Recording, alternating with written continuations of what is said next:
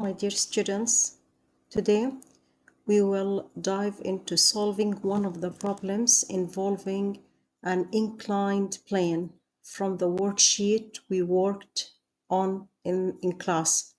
I will guide you step by step through the process, ensuring you understand each concept thoroughly. So let's get started. Here the question, we have 75 kilogram box, slides down a 25 ramp with an acceleration 3.6 meter per second square.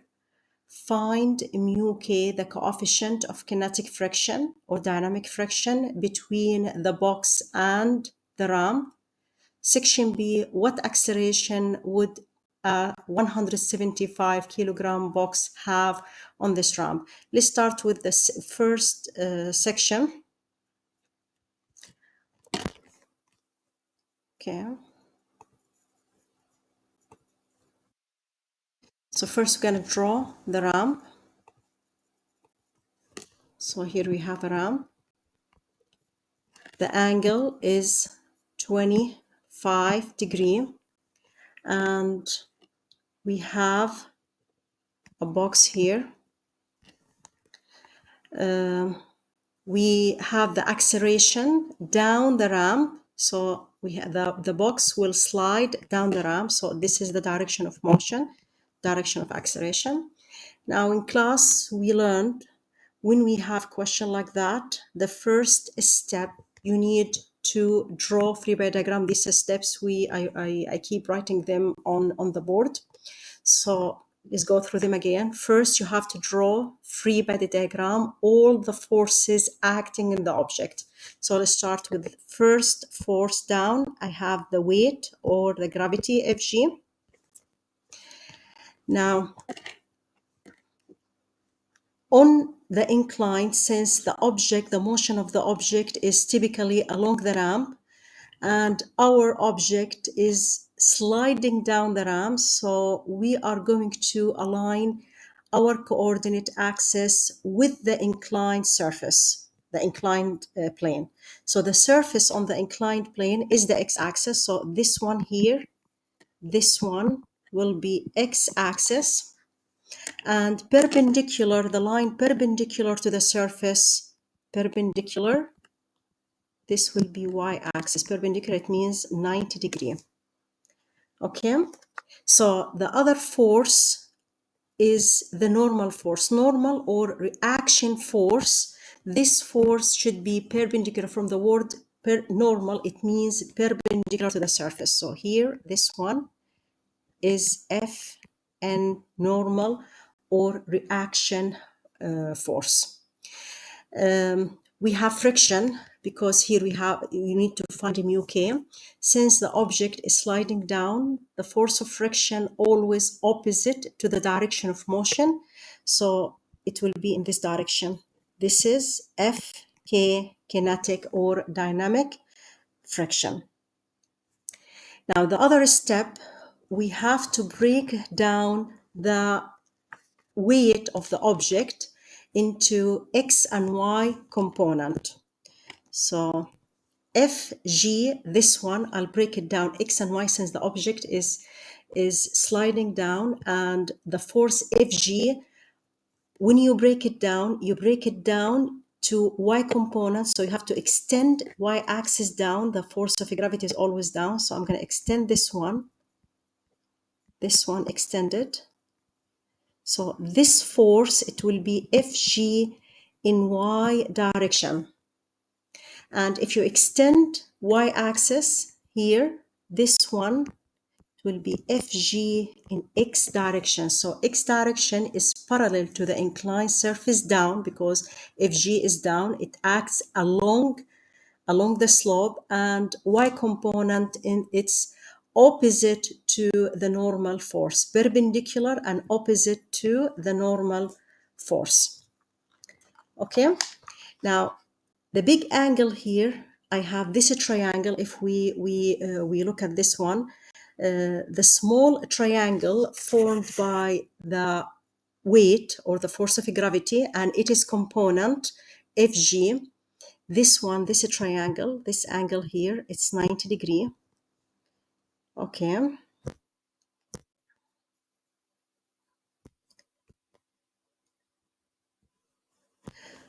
This angle here, 25. So this angle here is the same. So this angle 25 is the same as the angle of inclination, the angle of the plane is equal to this angle if we use trigonometry. So the big triangle, which is this one in blue, is similar to this triangle, this small triangle. Here I have this one 90 degree and this here 90 degree.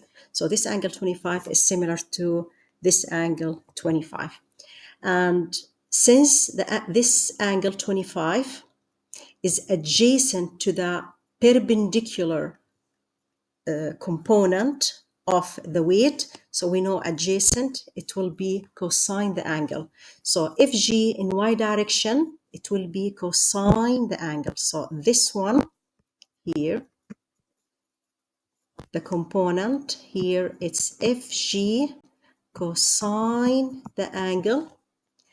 If this is cosine, opposite to the angle, it will be sine. So this side is the same as this one. So x component, the x component of the weight, it will be fg sine the angle. So always when you have inclined surface or inclined plane, fg, the component of the weight, fg, the perpendicular one is always cosine and the other one in x-axis is sine.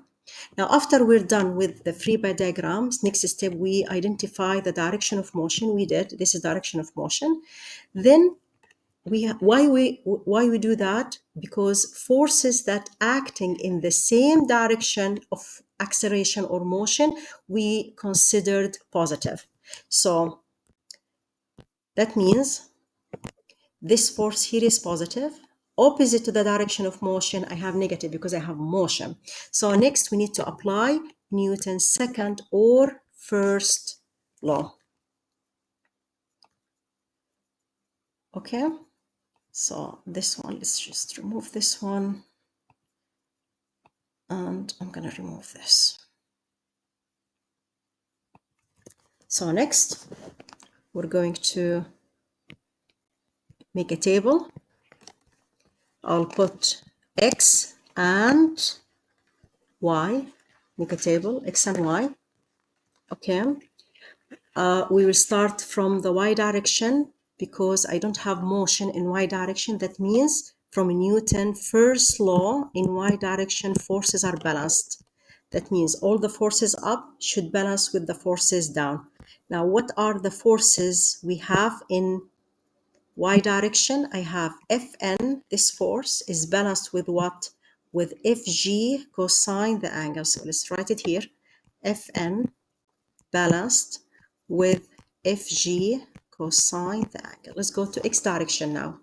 X direction, I have motion, so we're going to use Newton's second law. All the forces acting in the object, summation of forces acting on the object, Newton's second law equals mass times acceleration. This is in x direction. All the forces in x direction. We said x direction is parallel to the inclined plane. So the force is parallel to the inclined plane. Let's look at them. I have Fk, which is negative, and I have Fg sine theta, which is positive. So start always from the positive direction. So Fg sine theta minus Fk, and this will equal what? Mass times acceleration. Now, how can I find Fg? Fg, it's mass times free fall acceleration, m times g. Okay.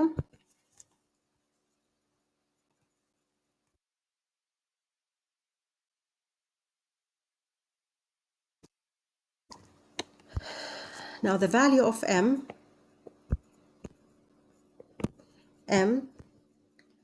is 75 times 9.81. This is the value of m. And let's calculate this one here.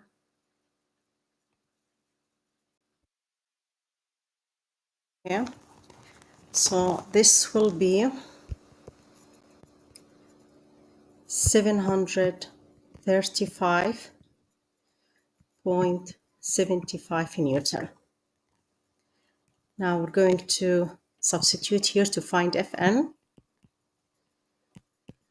So we have 735.75 cosine the angle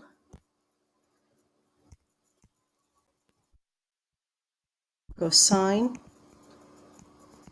25 735 cosine 25, we will get 735.75 cosine 25, it's 667 in Newton. This is the value of Fn. Okay, let's go now. Like the values we have in x direction, so Fg 735.75 sine 25. Okay, I just need space here too.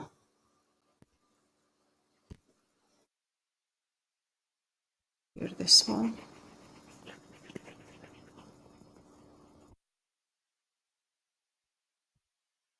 Minus Fk, it's mu k times Fn. I know Fk from the formula, it's the coefficient of kinetic friction times Fn. So mu k, we don't have it, actually need to find it out. Fn we've just calculated, which is 667 equals mass times acceleration. Mass of the object is 75 and the acceleration is 3.6. Yeah.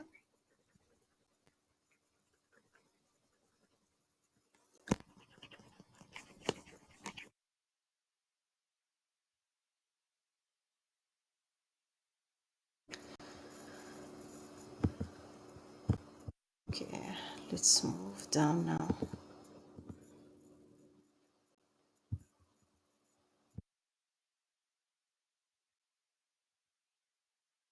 So here, if we multiply 735.75 times sine the angle, we should get, now we need to solve this equation. So this one will have 311 minus 667 mu k equals 270.